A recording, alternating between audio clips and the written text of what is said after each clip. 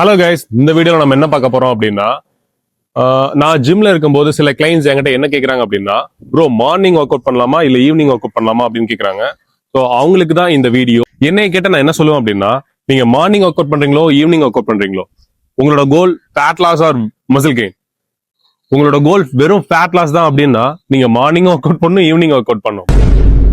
இது வந்து பிகினர்ஸ்க்கும் இன்டர்மீடியேட்டுக்கும் அட்வான்ஸ்டுக்கும் ஒவ்வொன்றுக்கும் டிஃபர் ஆகும். இப்போ உங்களோட கோல் வந்து மசில் கெயின் தான் அப்படின்னா நீங்க வந்து ஒரு மார்னிங் ஒர்க் அவுட் பண்ணலாம். ஏன்னா என்னோட இதுல வந்து பாத்தீங்க அப்படின்னா மார்னிங் ஒர்க் அவுட் பண்ணதுனால எனக்கு நல்லா மசில் கெயின் ஆயிருக்கு. எனக்கு ஆகுறதுனால உங்களுக்கு ஆகுமா அப்படின்னு எனக்கு சொல்ல முடியாது. பட் நான் அந்த அளவுக்கு கொஞ்சம் இன்டென்ஸா ஒர்க் அவுட் பண்ணுவேன். ஸோ நான் ஒர்க் அவுட் இன்டென்ஸா பண்றதுனால எனக்கு கொஞ்சம் மசில் கெயின் ஆயிருக்கு. அதே சமயம் வெறும் ஒர்க் அவுட்னால மட்டும்தான் நம்மளுக்கு மசில் கெயின் ஆகுமா அப்படின்னு கேட்டீங்கன்னா ஆகாது.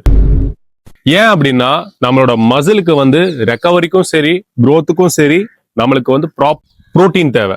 புரோட்டீன் பாத்தீங்க அப்படின்னா நம்ம எதுல வேணாலும் எடுத்துக்கலாம். But most of the time நான் எதுல எடுப்பேன் அப்படின்னா நேச்சுரல் ஃபுட்ல எடுப்பேன். என்னால எடுக்க முடியல அப்படின்னா சப்ளிமெண்ட்ல எடுப்பேன். ஆனா நான் இப்போ வரைக்கும் சப்ளிமெண்ட் எடுத்தது இல்ல.